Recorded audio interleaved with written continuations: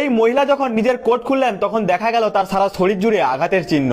তিনি এক প্লাস্টিক সার্জনের সামনে হাঁটু গেড়ে বসে পড়লেন এবং কাকুতি মিনতি করে বললেন, দয়া করে আমাকে একটি নতুন মুখ দিন, আমি আর আমার হিংস্র স্বামীর মার সহ্য করতে পারছি না। সার্জন যখন ভালো করে দেখলেন তখন চিনতে পারলেন এই মহিলা তার পুরনো একজন রোগী। শেষমেশ তিনি সিদ্ধান্ত নিলেন তাকে হাসপাতালে ভর্তি করার, কিন্তু অপারেশনের আগে তিনি মহিলাকে সতর্ক করে দিলেন পুরো মুখ বদলের অস্ত্রোপচার খুবই ঝুঁকিপূর্ণ হতে পারে, যদি অপারেশন ব্যর্থ হয় তাহলে প্রাণও যেতে পারে, এই কারণেই আমি আগের 9 বার না করে দিয়েছিলাম। মহিলা শান্তভাবে বলল, এখন আর আমার মৃত্যুর ভয় নেই, আমি শুধু একটা নতুন মুখ চাই যাতে নতুন জীবন শুরু করতে পারি। এ কথা বলেই তিনি আত্মবিশ্বাসের সঙ্গে অপারেশন টেবিলে শুয়ে পড়লেন। তার দৃঢ়তা থেকে সার্জন নিজেই সমস্ত ভয় দূরে সরিয়ে রাখলেন। 1 মাসের বেশি কঠিন পরিশ্রম এবং মুখে হাজারেরও বেশি চেরা কাটার পর শেষমেশ সেই মহিলাকে একটি নতুন মুখ দেওয়া সম্ভব হলো।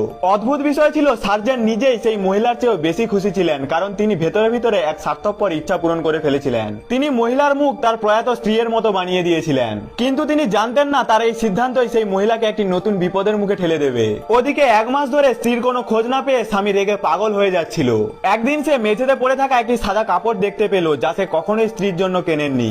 সঙ্গে সঙ্গে সে কাজের মেয়েকে ডেকে রাগের সঙ্গে জিজ্ঞেস করলো, এই কাপড় কোথা থেকে এলো? আমি তো ওর সব পোশাক নিজেই কিনেছি। কাজের মেয়ে জানালো, ম্যাডাম এটি সেই সময় পড়েছিল যখন তিনি শেষবার পালানোর চেষ্টা করেছিলেন, পরে তাকে আবার ফিরিয়ে আনা হয়। এ কথা শুনে লোকটা কাজের মেয়েকে আদেশ দিল, এই কাপড় কোথা থেকে এসেছে তা খুঁজে বের করতে হবে। তদন্তে জানা গেল মহিলা যখন নভেম্বর পালিয়ে সার্জনের কাছে গিয়েছিলেন তখন ওই ড্রেসটি তার পরনে ছিল।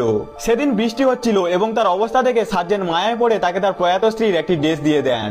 সে ভাবতেও পারেননি এই পোশাক একদিন তার স্বামীর হাতে প্রমাণ হয়ে ধরা পড়বে। এদিকে নতুন মুখ নিয়ে মহিলা নতুন জীবন শুরু করতে একটি চাকরির খোঁজ শুরু করলেন, কিন্তু একদিন একটি মলে হঠাৎ তার মুখোমুখি দেখা হয়ে গেল তার প্রাক্তন স্বামীর সঙ্গে।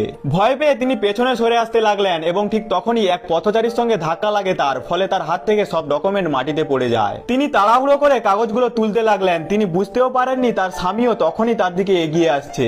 ভাগ্যক্রমে মহিলা আগেই নিজের নাম বদলে ফেলেছিল। তিনি যখনই সেখান থেকে বেরিয়ে যেতে যাচ্ছিল তখনই তার স্বামী তার নাম ধরে ডাকলেন। সে তার মাটিতে পড়ে থাকা রিজুমে তুলে নিল এবং কিছু না বলে চলে গেল।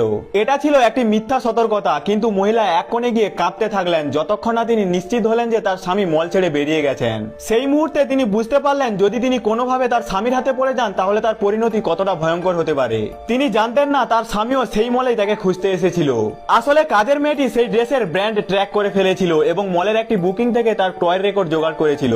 দোকানের ম্যানেজার কাপড়টি চিনে ফেলেছিলেন। এটি ছিল একটি লিমিটেড এডিশনের ড্রেস, গোটা দুনিয়ায় মাত্র 20টি তৈরি হয়েছিল। ম্যানেজার স্বামীকে হেডকোয়ার্টার থেকে পাওয়া সমস্ত ক্রেতার একটি তালিকা দিয়ে দিল।